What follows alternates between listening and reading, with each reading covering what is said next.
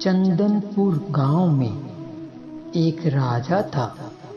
उसके साथ एक मंत्री रहता था जिसको ईश्वर पर बहुत विश्वास और भरोसा था। वह हमेशा एक ही बात कहता कि ईश्वर जो भी करता है अच्छा करता है, हमें ईश्वर पर विश्वास रखना चाहिए। एक दिन किसी कारणवश उस मंत्री का पुत्र मर जाता है।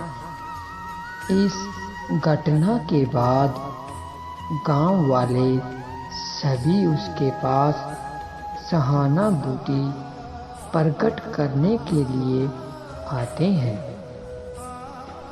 जो लोग मंत्री के घर आते, मंत्री उन सबको एक ही बात कहता कि ईश्वर ने जो किया है वह अच्छा ही किया है।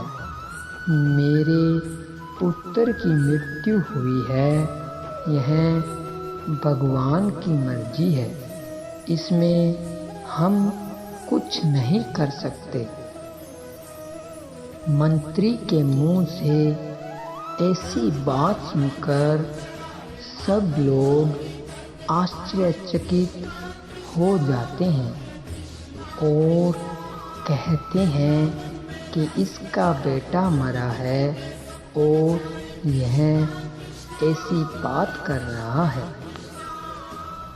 कुछ दिन बाद एक दिन राज दरबार में राजा की किसी कारण से उंगली कट गई तो मंत्री ने उसी वक्त कहा कि राजा जी, इसमें ईश्वर की मर्जी है, कोई बात नहीं, ईश्वर ने जो किया है अच्छा ही किया है। यह बात सुनकर राजा को बहुत गुस्सा आया और उसने अपने सैनिकों को बुलाकर मंत्री को राज दरबार से बाहर निकाल दिया।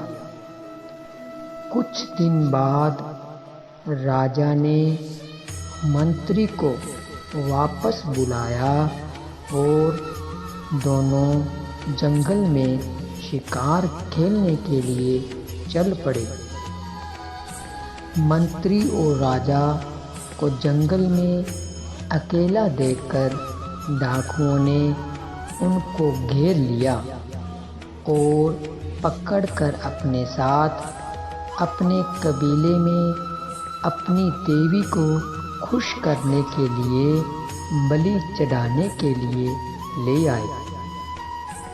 जब उन लोगों को पता चला कि मंत्री के बेटे की मौत अभी कुछ दिन पहले ही हुई है तो उन्होंने मंत्री को छोड़ दिया और राजा को बलि देने के लिए बलि वाली जगह पर ले गए। यह सब देखकर राजा बहुत घबरा गया और उसने अपनी मौत सामने खड़ी नजर आ रही थी।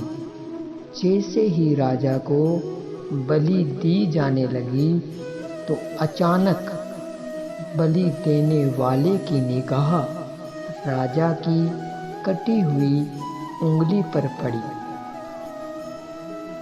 यह देखकर बलि देने वाले ने अपने हाथ पीछे की तरफ खींच लिए और राजा और मंत्री को दोनों को वापस राज दरबार में यह कहकर भेज दिया कि हम पुत्रहीन और कटे हुए अंग वालों की बलि नहीं देते हैं। दोनों खुशी खुशी राज दरबार में वापस लौट आए और राजा ने मंत्री से क्षमा मांगी और कहा कि तुमने सही कहा था कि ईश्वर जो करता है अच्छा ही करता है। इस कहानी से हमें यह शिक्षा मिलती है कि ईश्वर पर भरोसा रखने वाले पर कभी दुख परेशानियां नहीं आती है, क्योंकि उन्हें पता होता है कि ईश्वर जो करता है अच्छा ही करता है। धन्यवाद।